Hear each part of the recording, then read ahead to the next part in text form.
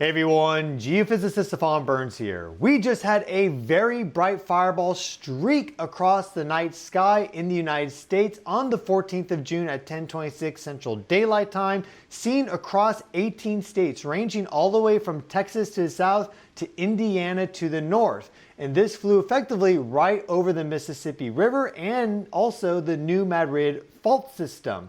Now, this is the first significant fireball event that we've had in June, with more than 500 eyewitness reports given to the American Meteor Society, but seen by many more people than that. There are a lot of videos that are uploaded thanks to Canon Severe Weather. For this video, you can go to the website right there. But this was a long duration fireball, as you can see. So a really incredible astronomical event unfolded for many people just about a day or two ago. And if you're wondering what a fireball is, here we have an infographic. A fireball is a specific term for a meteor that becomes brighter than the planet Venus. So you're able to see it during the daytime. So of course the sun is the brightest object in our sky. The full moon is coming up behind it. We're looking at apparent magnitude here. And every jump up in apparent magnitude of 1 is like a 2.54 times increase in brightness. So it scales in this manner like that. So Venus has a peak brightness at -4.9,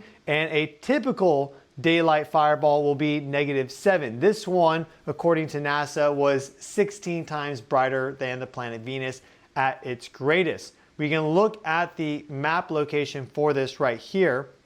So this is the American Meteor Society webpage. We see 527 reports for this fireball. Here are all the states involved. We can see them very clearly right here, clustered right over the Mississippi, really in the heartland of the United States.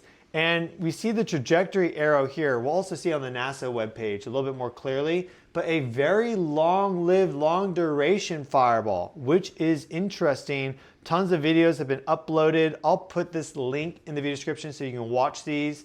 But the one that I showed you earlier, this guy right here, this is, I think, the best video of this event, which is why I'm showing you this one. And we can go to the NASA Skyfall page here to see this a little better. There is that arrow trajectory going across. So NASA, they have some information on this. They also caught this with their different all-sky cameras, 3 different locations, and they're saying that this was an asteroid chunk about 3 inches diameter, weighing about a pound, moving too fast to produce meteorites. So completely disintegrated over Missouri. So if you're wondering, a meteor is something that's entering into our atmosphere. A meteorite is a fragment that can be recovered later on, like from the ground, the ocean, whatever. There's all these technical terms that can get a little confusing at times. An asteroid is a specific rock in space that's floating around. Once it comes in, it can become a meteor, okay? So this is moving quick though, 56,000 miles per hour, traveling 300 miles through the atmosphere before completely disintegrating 34 miles above the United States. And what I kind of find interesting about this, there's a few things, but it was only 3 inches in diameter. Normally that would burn up a little bit quicker. So this must have probably been a metallic asteroid. Usually it's like an iron nickel, we don't know, but if it was a stony asteroid, then like a more siliceous asteroid, silicon based, probably would have burned up quite a bit quicker. And it was traveling fast at 56,000 miles per hour, only weighing a pound, but seen by thousands of people across the United States. Important to note before we get into some of the more interesting connections with this fireball, with what's been happening recently and over the past decade in terms of very interesting energetic phenomena and the new Madrid Fault, which could produce big earthquakes, is the fact that we see there have been some other close flybys. So we're on spaceweather.com right here. If you scroll down a bit, you'll get to this recent and upcoming Earth asteroid encounter area. And you see that we had a very close flyby on the 13th with a asteroid here traveling 8.3 kilometers per second, diameter of 20 meters. So think like 65 feet. That's a big space rock. And it got closer to the Earth than the Moon Earth separation distance. In fact, it was at 0.5 lunar distances away from the Earth. We also had another one there at 0.7 back on the 10th. The velocity is quite a bit less. The diameter is less. That, though, could have been a big impact if it had hit. Thankfully, it didn't. It just flew out. And we have other impacts coming up that are worthy of note. but I wanted to show you that. Now, something I find really interesting about this fireball is its trajectory. Again, if we look at that NASA map, we see the trajectory here very clearly. So it's flying right over Memphis and the new Madrid Fault system and the area of greatest seismic disturbance, okay?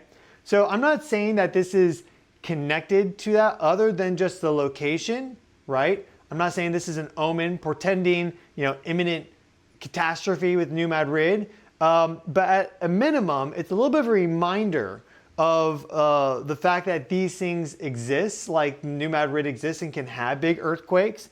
And I think that's important to note, especially now, because we have had now 3 earthquakes in the Gulf, which are exceptionally rare. The first one being this magnitude 6.1, which I covered, but now we've had 2 aftershocks. This is probably the final aftershock coming in right here on the 16th. So 4.3, 4.9, these are all reverse thrust earthquakes. So the earth is pushing up and that energy radiated out. I can show you that right here. We see the energy radiating out from the magnitude 6.1 all across the United States, a very unusual location for an earthquake. And when you have earthquakes and that seismic energy wave goes out, that loads stress and strain onto a fault system. So normally New Madrid isn't getting too much of this seismic energy loaded onto it because it's in a pretty seismically quiet area. This for sure being a force loading new strain onto it. And the last time it had big ruptures was the end of 1811, beginning of 1812 with multiple magnitude 7s and 6s, and it was quite destructive. So we see just in the past week, we've had these impulses going up, hitting New Madrid. Now we get a fireball flying over saying like, hey, wake up, pay attention. Perhaps, some people are probably thinking this is an omen.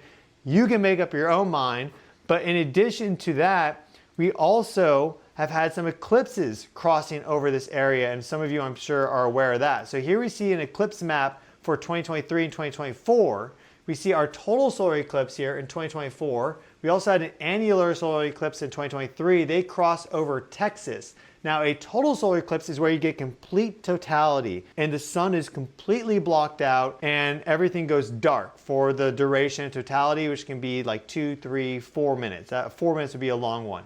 So this is an eclipse graphic, the crossing of the paths that a lot of people are interested in and still are looking at closely. But this is an annular eclipse. This is a total eclipse. So they are different. But we can look at this map here from nationaleclipse.com, and we see that we did have another total solar eclipse in 2017. And the path goes this way, and then here's 2024 crossing that way. And look, we have New Madrid right in the crosshairs of that. So eclipses are powerful energetic moments, perfect sun, moon, earth alignments. And it's a new moon, speaking to new beginnings. And I find the fact that we had 2 of them cross right over New Madrid very interesting. Now we've had this magnitude 6.1 in aftershocks, radiated energy up. We've had this fireball fly directly over New Madrid. If we look at our other eclipse graphic, for the century, for total solar eclipses for the United States, here's 2017, 2024 again. Look at where 2052 and 2078 are, right? They go over this region here. Well, why is that connected to the story? Let's go back to our latest earthquakes map here, and we'll turn on our seismic hazard for the United States. Of course, we see the West Coast, tons of risk and hazard for a variety of reasons. But look here, you have New Madrid, you have the East Tennessee seismic zone, and then you also have right here with Charleston, where there was a big earthquake back in the 1800s. So you have this belt of seismicity and seismic risk, earthquake risk, like potential for big earthquakes right in the zone. Just keep in mind, look at that again, keep that in your mind's eye. Look at that. The eclipses go directly over this risk of highest seismic zone for the 21st century. which I find interesting. It's not crossing up here or down here. It's right in this region. And now we've had this fireball to fly over, not necessarily an omen portending imminent rupture of the new Madrid Fault system, this failed Rift Valley that's been now buried deeper down into the continent, but certainly an interesting connection and sequence of events if you're aware of all the different factors. So we'll see what continues to happen with these fireballs. We had a huge surge back in March through the middle of April. Things have kind of cooled off a little bit with them, though we have had a few intermittent big events in between, this being the latest now, and with a very long-lived trajectory at very high speed flying through our atmosphere, seen by thousands across the United States. So I will keep you up to date on everything that's happening with the Earth energetically: earthquakes, volcanoes, space weather, solar activity, geomagnetic storms, interstellar cosmic influences, planetary alignments, all that and much more. I've been your host, Stefan Burns. Thank you all so much for watching. More information in the video description. Please subscribe to this channel. This is my clips channel. I release video updates here that are a bit shorter than my main channel, which is at Stefan Burns.